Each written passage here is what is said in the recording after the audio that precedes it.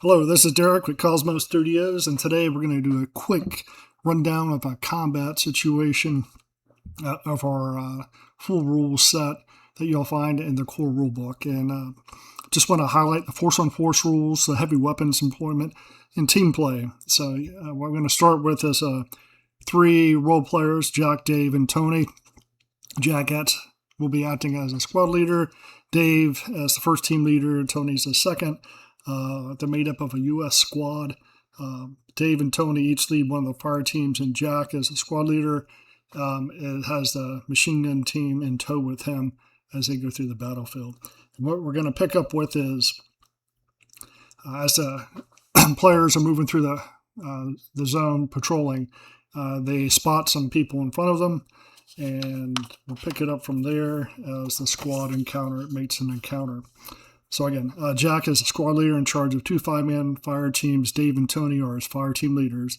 The squad has detected a squad of 15 insurgents approaching, broken down into three fire teams for play, and decides to set up a hasty ambush. So again, the insurgents have not spotted them as they move, and the U.S. squad's going to be ambushing the insurgents as they come. So Jet Squad automatically has an initiative during the first round.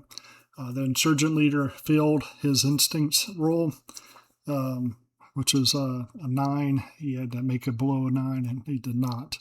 So the insurgents suspect nothing and walk into the team's kill zone.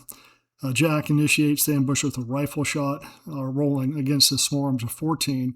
Jack rolls a 10, scores a hit, rolls on the individual effects table to see the damage resolution table, scoring a 3, hitting the insurgent in the body and inflicting a severe wound. Dave and Tony follow suit with their swarms, scoring one other wound and a kill. All three had effects on target.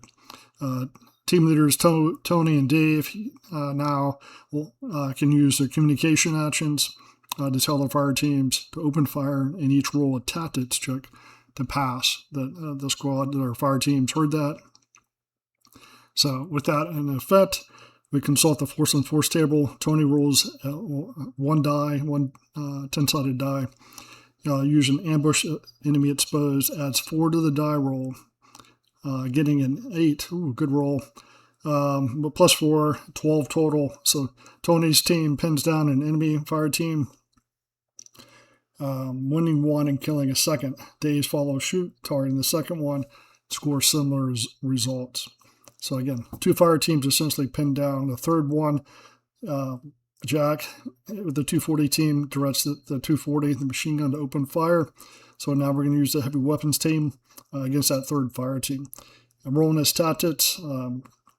He success. So again, the communication, open fire, and pin down that third squad works. Machine gunners hit, rolling rolling for an effect. Now rolled as 1d10 plus 3 for the effects, getting a total of 12 after rolling a 9. Another great roll. So they kill another, wounding 2 more in that third fire team. Of the firemen, they had one dead, 2 wounded, and the last 2 are pinned down. So the first round of ambushes has left the enemy insurgent squad severely damaged. 4 dead, 6 wounded, and the last 5 pinned down. Going in the second round, Jack must make a tactics roll against this to see if they maintained initiative. He rolls a 12. His tactics was 11. He rolls a 12, so it would not have normally, but since they have a DRM of -3, again, with the ambush in place, he does. He retains, that becomes a 9, retains the initiative, and they settle in for kills. Tossing grenades, Jack directs them to toss grenades. So Jack, Dave, and Tony all toss grenades while the fire team suppress fire. So we're only going to, since their communication is specifically the grenades, that's the only attack that's going to happen for the friendlies this time. So all 3 have to roll a prowess check. Luckily, all 3 make it. Short range, -3 in the DRM. they land perfectly. So now we consult the grenade table, basically. Jack rolls a 5, 8, so wounding 2 more. Dave hits a 7. Tony hits a 2. So essentially, taking down, killing 1 more and 2 more wounded from that, really. So one dead and 5 more wounded. So any wounded that gets a second wound during this engagement, and that they're now killed. So they've at this point, the GM is going to roll a tactics check for the insurgents to see what would their move be. Will they stay and fight, or will they flee? So they have to roll a tactics out of their 9. The roll, they pass their tactics check, so they decide to fight it out. In fact, they're returning fire, and so we'll roll 3 attacks, is 3 singular attacks against each Jack, Tony, and Dave. The first insurgent misses Dave. Second roll, Tony gets hit and rolls a 9 on the damage table. So a 9 is close but no cigar type thing. He hears around. Now he's taking cover, suppressed, if you will, meaning he can only move and give a command on the next turn. Cannot shoot back. The third sergeant rolls a 4. Ooh, Jack gets hit in the chest. Luckily, he's wearing body armor, leaving him out of action. So good time he wore his plates. Moving into the second force-on-force encounter, obviously, the insurgents are in a very bad position and will be taken out successfully. I'm not going to cover that, but I think you all got a gist of this. Again, we're trying to keep this quick, but I did want to cover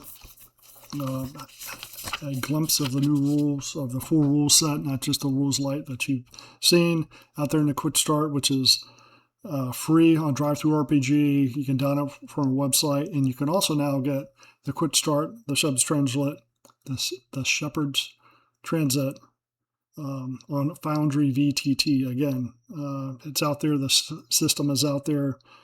Shorts for Outside the Wire. You can download it. We are launching on Kickstarter 1 September. Look forward to hearing everybody's comments and backing us come 1 September.